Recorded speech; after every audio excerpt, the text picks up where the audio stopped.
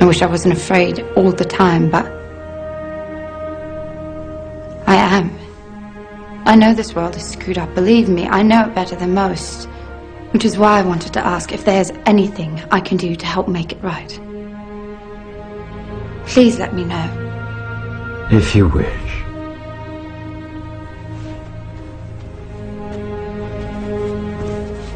The berry,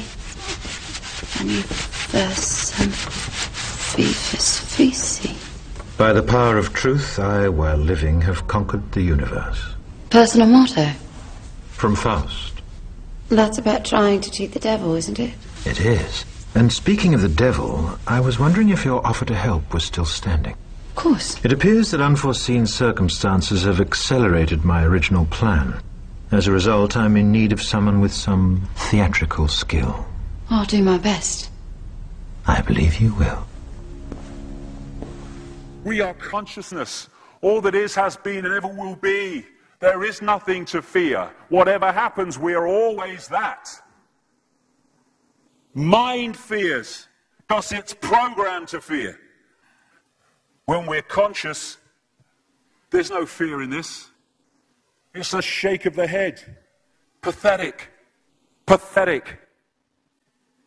Pathetic. And we need to do this. Compliance. We need to challenge that. Not with violence, not even with aggression. We just need not to fight it. We need to walk away, because without our acquiescence, it cannot survive. You know, when you look at a pyramid, we've been manipulated to believe the power in a pyramid is at the top. It ain't. The top of the pyramid is there because the rest of the pyramid's holding it up. We're holding this whole thing together. There's a story I told many years ago of a British comedian called Larry Grayson, who died. I kind of knew him vaguely, and not closely, but vaguely. And I went to his memorial service in Covent Garden, and this other comedian did this tribute to his life in which he read out this story that Larry Grayson had told him. When they were going around the variety halls and the theatres in the 60s, they had this all-male show. And Larry Grayson was the only woman in it because he's dressed up as a woman. And he said that the end of the show, the last scene, all the sailors, all the men came on dressed as sailors, and they were singing Rule Britannia. You know, Rule Britannia, Britannia rules the waves. Oh, I'm very pleased for you. Okay? And as it built up, Larry Grayson would come on dressed as Britannia with the helmet and the shield, and he would be manhandled up the side of this pyramid to the top for the big finish. And he said one night, he said things seemed to be going rather well. He said, and then I noticed that a sailor in the bottom left-hand corner had got rather a cough. And this cough got worse and worse and worse to the point where the sailor couldn't stay in the pyramid anymore and stepped out of it. Larry Grayson, symbolic of this elite at the peak of the pyramid, ended up in the second row. And the elite, the power center, had done nothing to bring about this. One sailor, the bottom of the pyramid, had got a cough. And the whole thing collapsed. And I listened to that and I thought, my God, yes, that's it. We, the powerless people, are holding the powerful people up there, and they know that. They're terrified of us realizing that. Do you remember that movie, animated movie, A Bug's Life? A Bug's Life with the grasshoppers? And what happened was there was these ants, an ant island as they called it, and these grasshoppers used to come every year and take all the food, and the ants had to spend a whole year gathering the food together for the grasshoppers because they were terrified of the grasshoppers. There weren't many of these grasshoppers, and one day they're in their winter quarters in a tree, these grasshoppers, and they've got all the food they need, and someone suggested among the rank and file grasshoppers that they didn't need to go to Ant Island this year because they had all the food they needed. And then out came the leader of the grasshoppers to tell them the facts of life, and the few are going to control the many. It's a wonderful speech. If you ever can see that movie, A Bug's Life, I do recommend it. And he said, basically, They outnumber us 100-1. And if ever they figure that out, there goes our way of life. So we have to keep the pressure on, basically. We have to keep them working, so they don't figure out where the real power is. And that's why this network of manipulation works so hard to keep us in these states. Like I said earlier, what are people leaving foreclosed homes for? Foreclosed by banks that have caused the unemployment that lead to them having to leave their homes.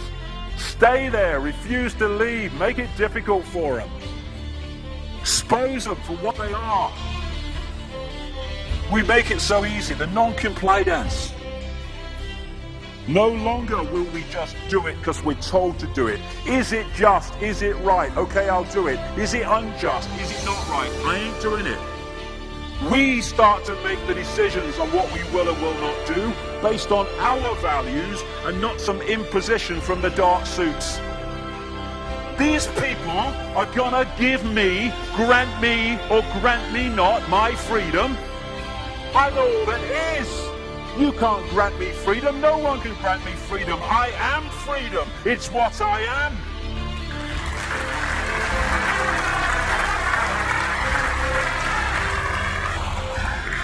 The big question, what would consciousness do? What would consciousness do in this situation? And when we ask that question, it really just changed the way we see the world. Not what would I do, mine, right. What would consciousness do? You know, this is a great line. If it's not right, don't do it. If it's not true, don't say it. And what would transform this world overnight is if we started doing what we knew to be right in the situations we face, instead of what we think is right for us in the moment. Not what are the consequences for me, or what's the best thing for me, how do I get the best deal out of this? What is right? What is just in this situation? If we started making decisions based on that, the world would transform overnight.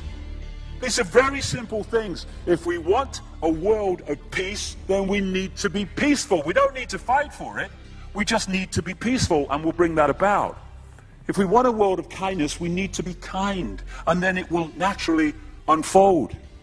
We don't fight for kindness. As Martin Luther King said, it's a wonderful saying, piece of oratory. Cowardice asks the question, is it safe? Expediency asks the question, is it politic? Vanity asks the question, is it popular?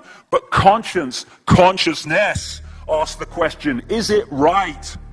And there comes a time when one must take a position that is neither safe, nor politic, nor popular, but one must take it because it is right. And when enough of us do that, what is right will manifest by definition. And we're in this position now where this vibrational change, this energetic change is taking place, where we can start cracking these eggshells, where we can start becoming the full magnitude of who we are, where we can be consciousness in the now, using mind to experience this reality instead of being governed by it, turning the key to let consciousness in. We're being offered this opportunity now. No longer can we say we didn't realize who we are, we didn't know we could do that. I was kind of waking up one day, and I saw this earth imprisoned, and I saw this big lock and a key going in and being turned. I went on the internet just very shortly afterwards. I was looking for a picture, not this one, and that's what I saw. The picture I'd just seen in my half kind of sleep. And that's what we're being offered the chance to do now, to turn the master key called becoming conscious that will bring an end to this. It's being given to us, we just need to take it. And to take it, we need to say enough. Enough of being enslaved by these people, enough of being enslaved by our manipulated ignorance, enough of being enslaved by the fear of being who we are.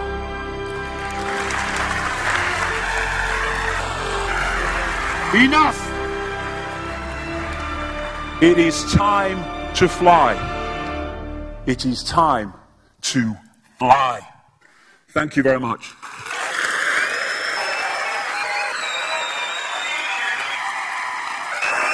Thank you. Thank you very much. Thank you. Thank you. Thank you.